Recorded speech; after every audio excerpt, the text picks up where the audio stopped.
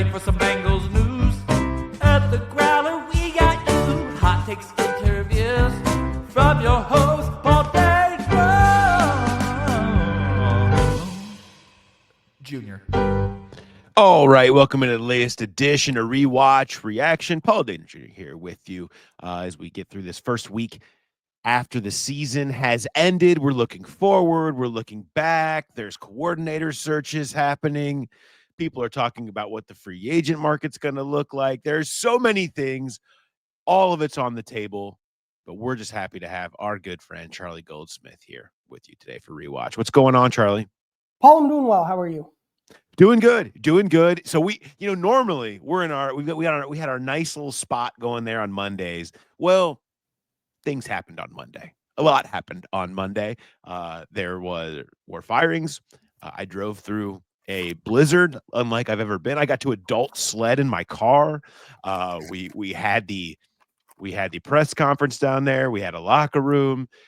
A lot has happened, and the defensive coordinator search is underway. But that doesn't mean that we are going to just forget about the rewatch, because Charlie crushes it. I hope people are following the Substack. You should be following Charlie on Charlie G 2_ on Twitter, and make sure you are subscribed to the Substack, because it is crushing it right now with some analysis of the season that was and what it means for the decisions that are being made now. But in this, Charlie, you did something that I enjoyed, that I thought, well, this is perfect for our show. You went through 33 plays that doomed the season. Plays. That's right. 33 plays. All of the categorized, plays, right? All of the plays that swung win probability added by 10 points or more. Yes. And just to recap, what were the biggest, like, 5 in terms of strictly win probability? What were the 5 biggest plays? And Bengals fans are already like, scroll forward. I don't want to relive this. Let me pull up the right spreadsheet. The 5 biggest plays of the season were the Derrick Henry run in overtime where Von Bell didn't climb across the field, the Dejon Anthony play against the Kansas City Chiefs, the 2-point conversion against the Baltimore Ravens, Tylan Wallace's 84-yard touchdown in the second Ravens game where, 3 guys whipped the worst tackling play of the year, and Evan McPherson's second missed field goal in LA.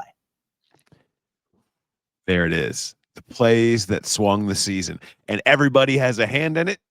Everybody, every player, every coordinator, every level of the field, and there you go. That's the difference. But I love that, and the breakdown of that. You have a lot of other stuff up on the Substack right now. I hope people are checking that out. But we wanted to start here, and so amongst that group, I'll just say to you, where did you start? I broke it up into themes. I have 6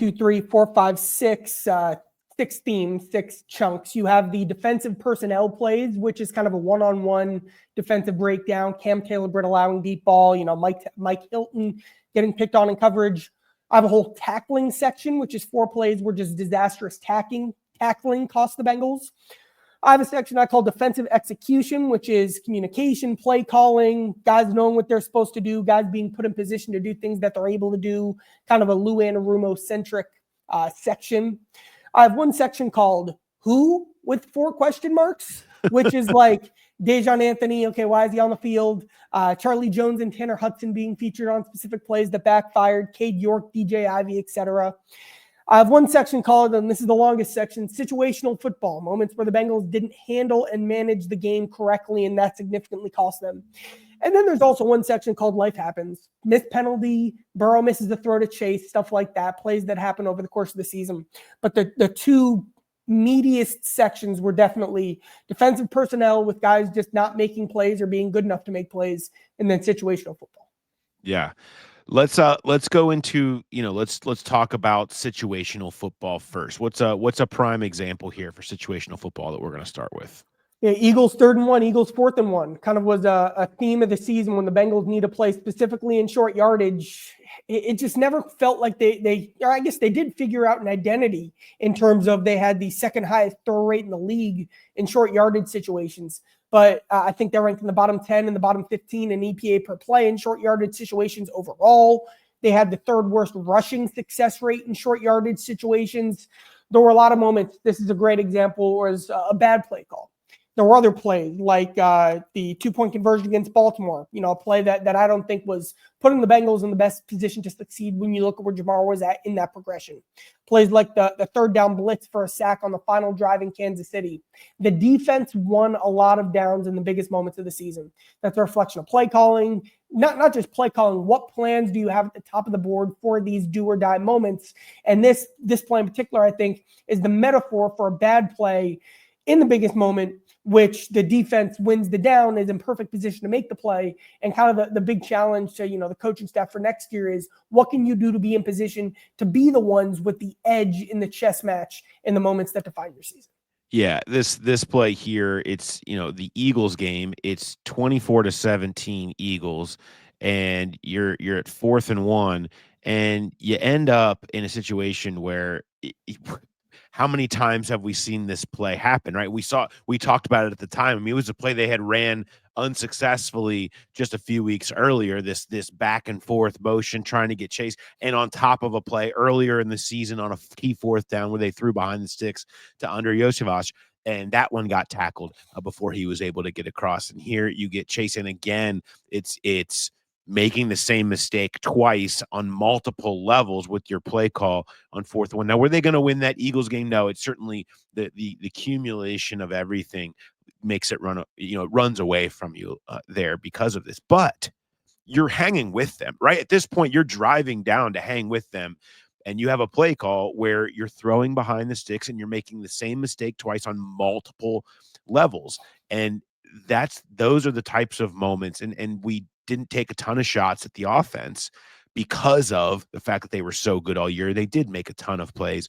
But you're right, Charlie. I mean, in so many of these close quarters moments, they struggled. And again, important to stress, like you said, how elite this offense was. But there were moments where you're kind of left scratching your head. Another great example, the check down to Zach Moss on the final play of the first half in Carolina. A great comparison to bring up with this play is against Denver at the end of the season, their first 4th down. It's that fullback dive fake pitch to Jamar. It's like, all right, you had the short yardage drop back passing game, which was fine, but not as good as it usually is. When you look at just those short yardage situations, they were basically only getting light boxes in these situations. They couldn't establish the run in these situations. So that kind of forces you to be, I don't know if cute's the right word, but if you can't just run it in those situations, you kind of do have to be cute to avoid repetition and predictability and all that kind of stuff.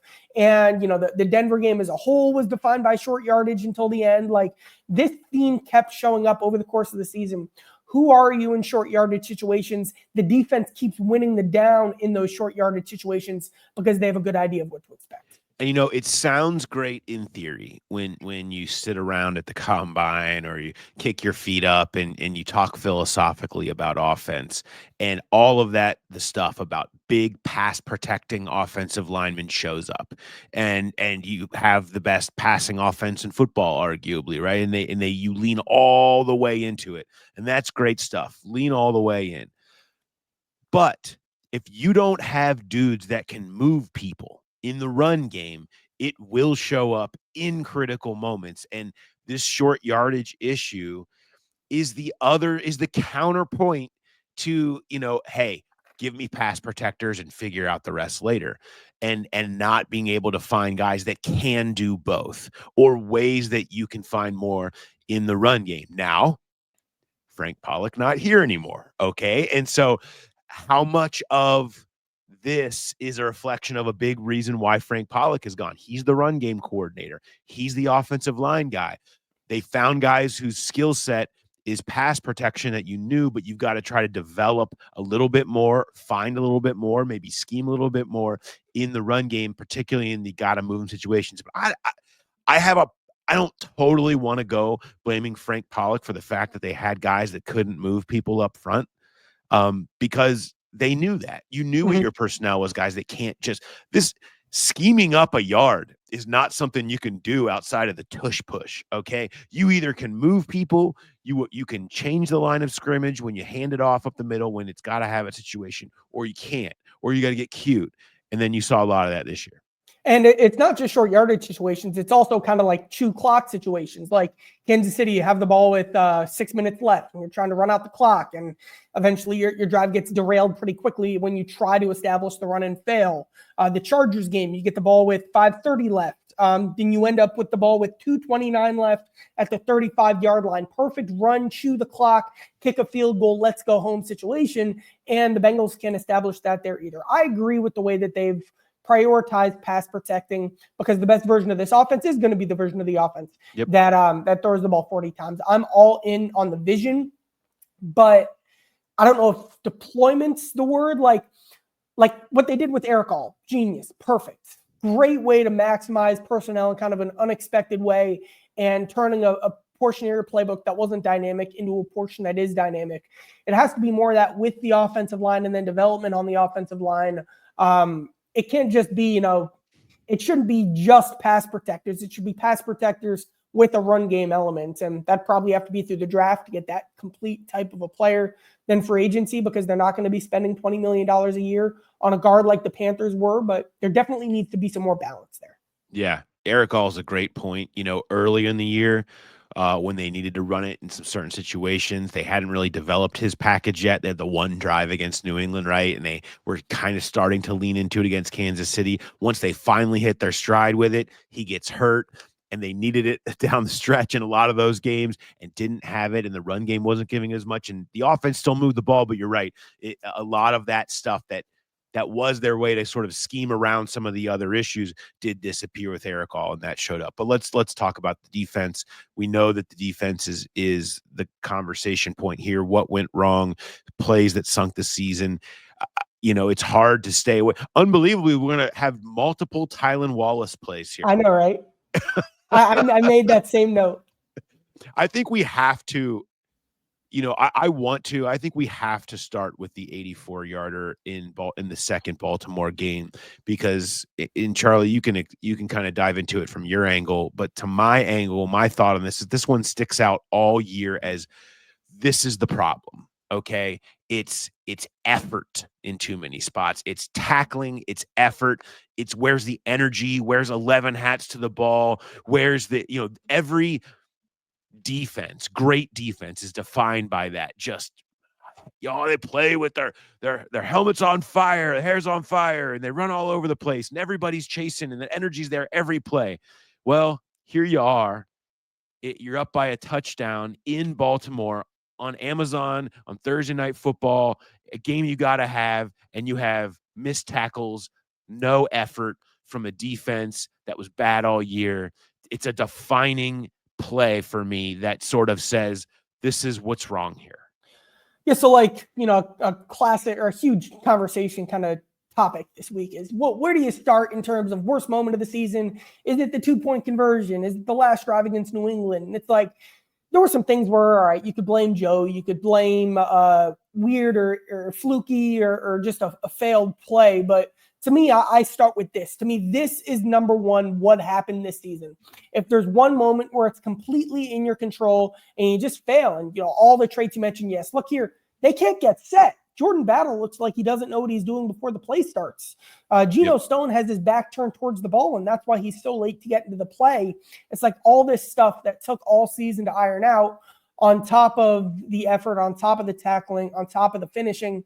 And then worst of all right, you allow this play, not good, you're losing now. And then you have two plays that are also on this, win probability added list on defense that are just as bad, that cost you almost just as much. There was no response. This terrible thing happens. There's no response. What do? You allow two plays that are almost entirely just as bad.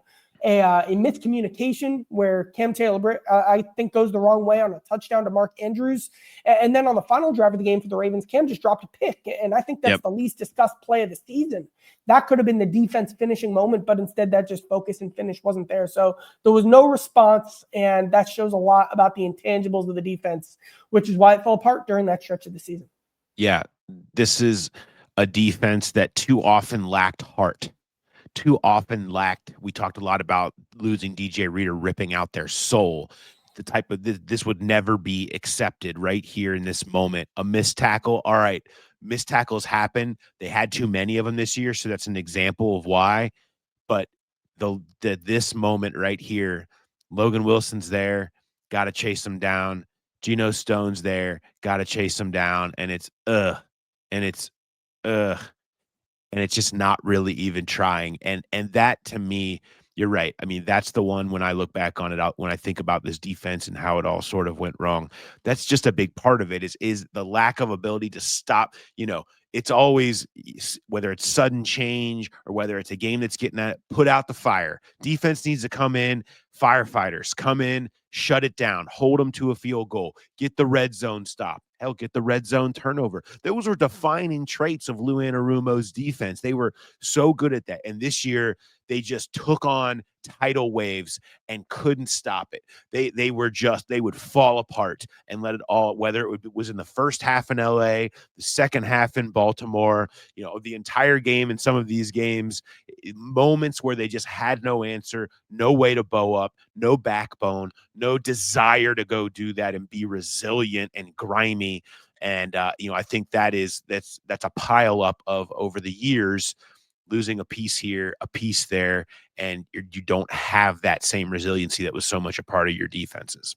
And then here's where Lou comes in and where the new defensive coordinator has to be able, this is the lane right here. All right. So this play, the bad tackling all game. All right. I know I never played football, but I would assume the next week in practice, the coach is like, guys, we got to tackle. Look at what just happened. The tackling was terrible. He chews him out for the tackling. He, honest conversation, lays it all out there. We have to do this different. You address it from a technique perspective in practice. You do more tackling drills, whatever you want to say, and you get it fixed for the next week from a mentality and from a technique perspective. Well, guess what happened the next week? J.K. Dobbins had that run in the fourth quarter where he made like 7 guys miss.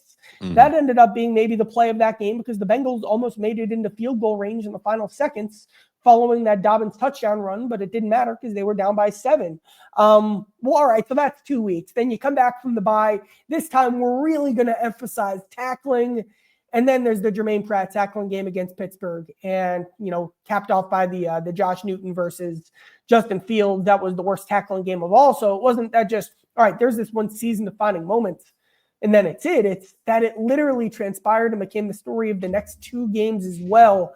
That's where you need your defensive coordinator to specifically be able to, make those corrections, to nip those problems in the bud and ensure that the defense has that mentality to not let routine issues like tackling snowball. Yeah.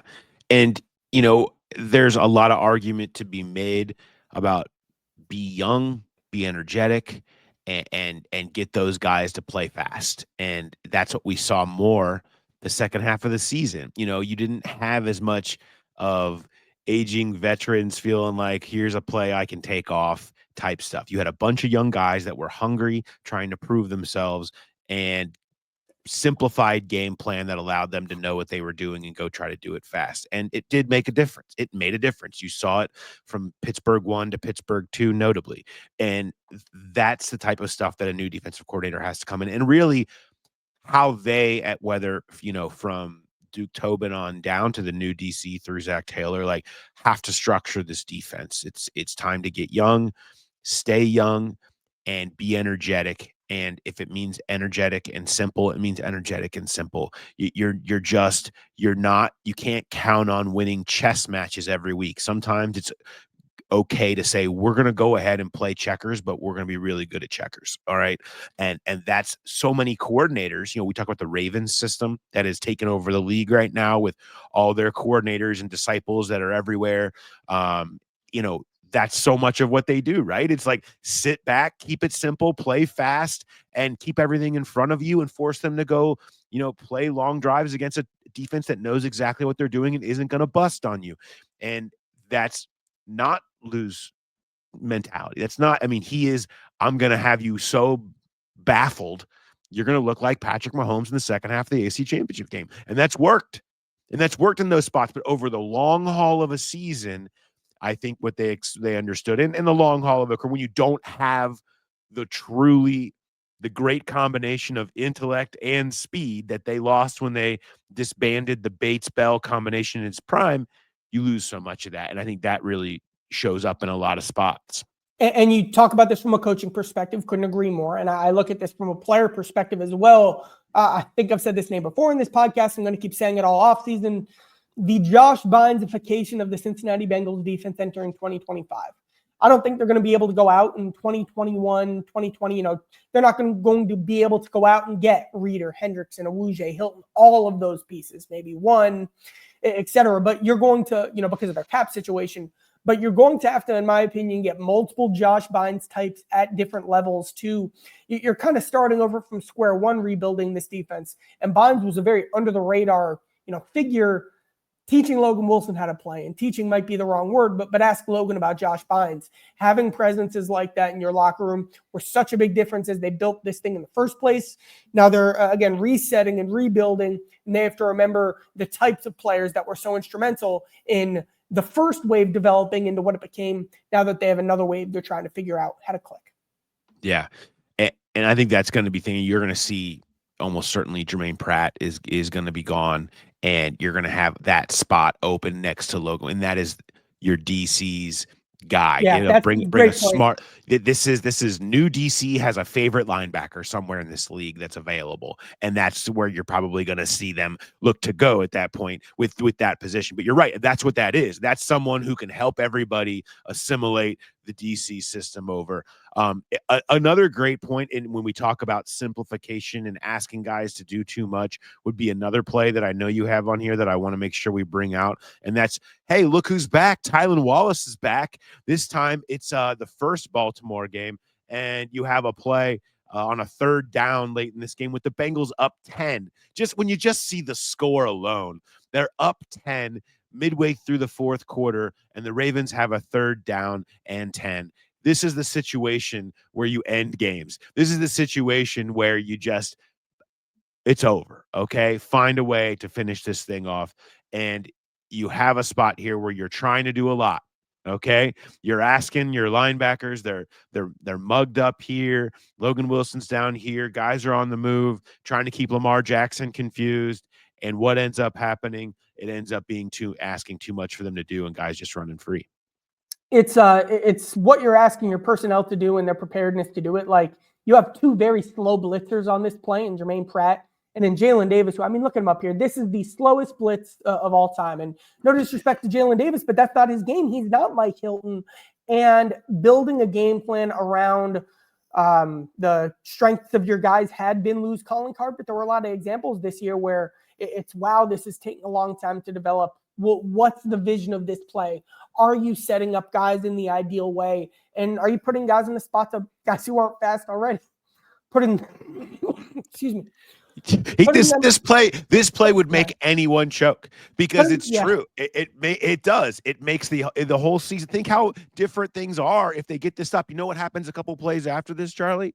It's the Lamar Jackson stiff arm of Sam Hubbard and throws for the touchdown to Isaiah Likely to pull back within 3. This is a game that is locking down. All you got to do is make one play to lock it down, and it's a cycle of them, including this one where you're just the third down plan, a third and long plan. Oh, I would say lose specialties back in the day. It just with this group for a couple of years now, the plans never look like they clicked. And you want to talk about playing fast. So I pulled up some stats. Third down blitzes around the NFL. The Bengals had the second worst sack rate in the league and the fourth worst time to pressure in the league on third down blitzes over the course of the season. That was a theme of the year. The blitzes were slow. They weren't dynamic. And that's one of the quickest ways to create a couple splash plays and kind of prop up a defense. It's by throwing a couple curveballs and letting your guys play fast and make a hard hit. And maybe you get gashed, maybe you don't, but maybe a couple times a game, you're the unit that does make that play. And this game, more than ever, the Bengals tried to play that way. This was the game where they blitzed the heck out of Lamar, and it wasn't what the personnel was. This wasn't what that personnel should have been doing. It put guys in bad spots. And I've got four plays here where, from a communication or a play calling perspective, Lou put guys in bad spots. And those plays are all big win probability added plays for the season. And again, it's something the new guys got to be much better at, kind of situationally as well. What a great stat on the blitzes, because it's so true. You're talking about something. I mean, it was always Lou would time it. It was man, you never know. He's going to pull it out in the most opportune moments for you, and when the offense isn't expecting it, and it's going to be quick and it's going to be sudden, and it might be a zero, or it might be one of these, the Ludini plays where he's got a defensive lineman dropping back and bringing a surprising. That stuff just rarely came together this year, and it's like, why? How did that happen? Now, I bet if he was sitting here underneath us on the third box, he'd be like, the guys weren't as fast. The guys couldn't pick this up. This is stuff that guys that I had before could do, and I had guys that couldn't do it. And we'll end up back in the same chicken and egg circle that we've kind of been at with is it the players, was it Lou? And I'm sure it's somewhere in the middle, but that's certainly part of it. And when you get to a certain point in the season, it's on the coordinator to understand the plays his guys can and can't make and adjust to that as it goes on. And too often when you got into 2 months plus into the season, they were making plays. He was asking them to make plays that they couldn't make. Yeah, I mean, the debate we've been having all week, it's the perfect question. Is it the players? Is it Lou? My opinion is it doesn't really matter because it's both, and where you're going to be getting these players and how you're going to be building this defense in a world where you're paying Joe and you're paying Jamar, that's not going to change. So what you need to be able to do is kind of be able to be a good defensive coordinator for a small market defense, let's call it. And Lou's scheme is built on versatility and communication and complexity and football IQ and experience. And then kind of with that versatility, the speed as well. And, the enemy of Lou's scheme is young defensive backs. And also we learned this year, very old defensive backs. And what the new guys going to be given are young defensive backs and old defensive backs you can get for cheap. So this is just the world they live in right now. They need a defensive coordinator who's better at that game. That's why I think Lou will be a good coach somewhere else in 2025, but that's just not what the Bengals can give him anymore.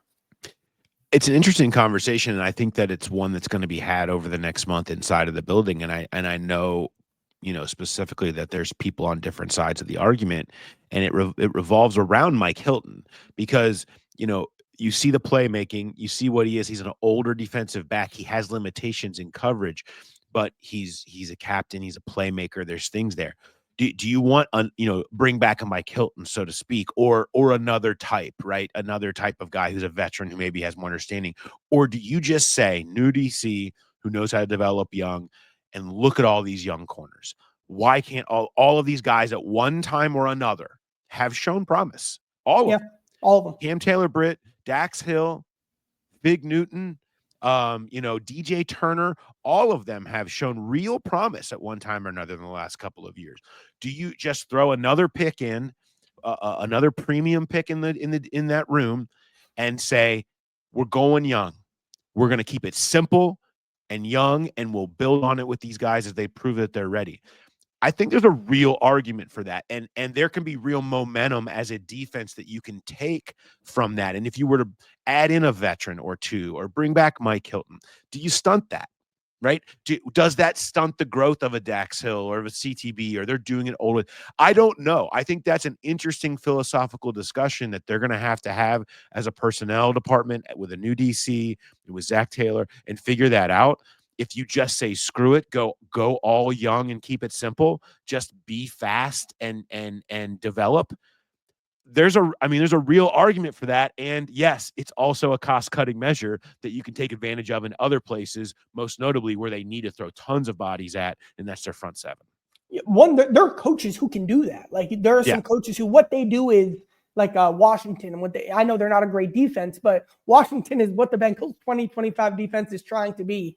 And what they've been able to do, look at Situational the season that he's had, what they've done from that perspective, exactly. Like there is a model and a formula there. I think one of the other lessons of the 2024 defense was you can't play too many guys. Yeah. And, Mike Hilton's a great example.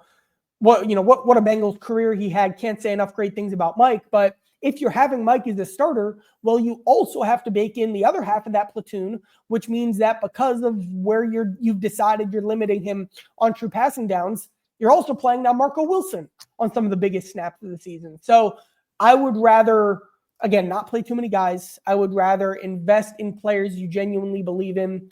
I'm kind of a lower man on Josh Newton. I see him as more of a fifth corner than a fourth corner, but I love the idea of Dax Hill in the slot. I like the idea of, Cam Taylor-Britt. You're not going to find a better option between now and you're not going to find two better options, let's say, between now and the start of the season than Cam. So you have him in there. You have Newton and Turner in there competing. You have maybe a second-round pick at corner.